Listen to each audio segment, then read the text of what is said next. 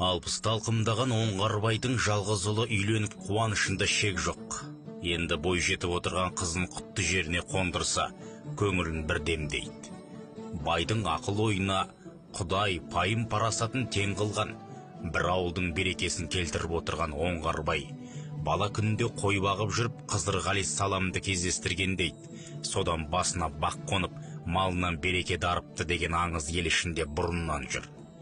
Кешкі шайды ішіп бола берген тұста келіні енесіне қарап, мана ерке қыз екеуміз бұлақтың басына су алуға бардық. Қайын сіңілім бұтақтың басында отырған екі шымшықты көріп, жеңеше, мына отырған құстардың еркек ұрғашысын ажырата аласыз ба деді.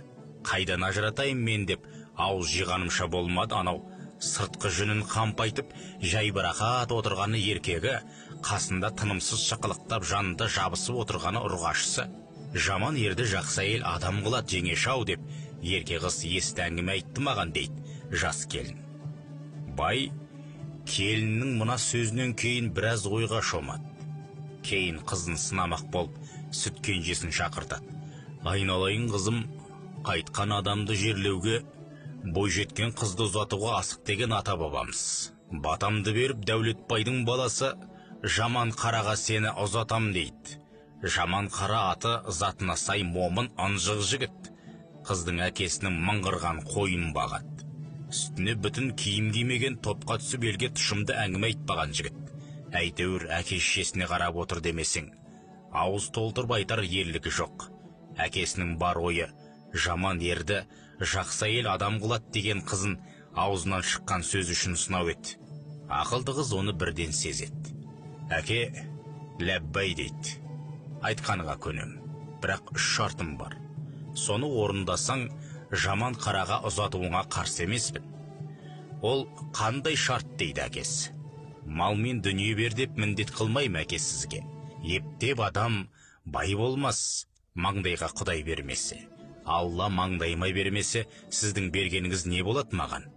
Қояр 3 шартым мынау әке. 3 күнге дейін тауығың шақырмасын, ошағының астында от жанбасын. Қазаның көтерілмесін, ішінде ас қайнамасын дейді. Сол да сөз болып па?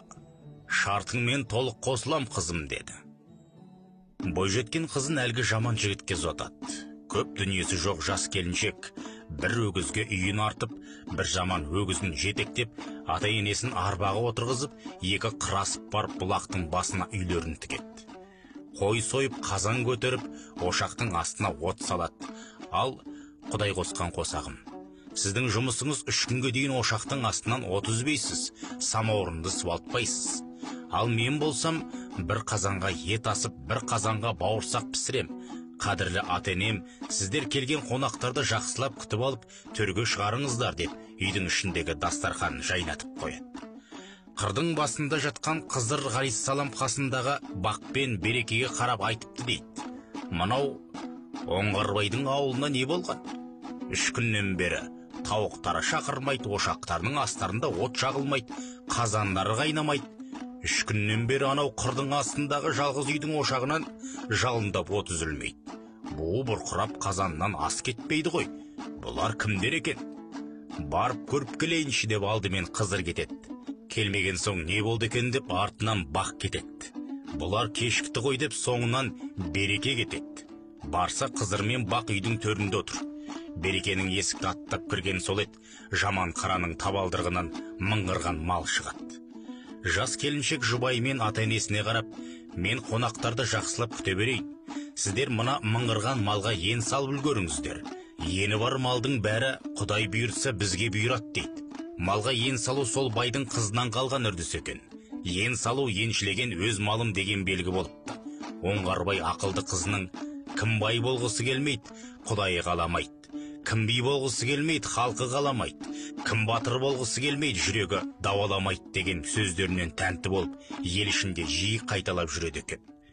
Баға ауысат, ырыс жұғат деп әжем осы әңгімені көп айтушы еді дейді әйелім.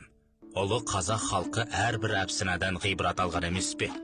Соңғы уақыттарда әбедін, кафеден, ужынын, рестораннан ішетін қандас бауырларымыз көбейіп кетіп еді. Қазаны қайнамаған үйде қайдан береке болсын?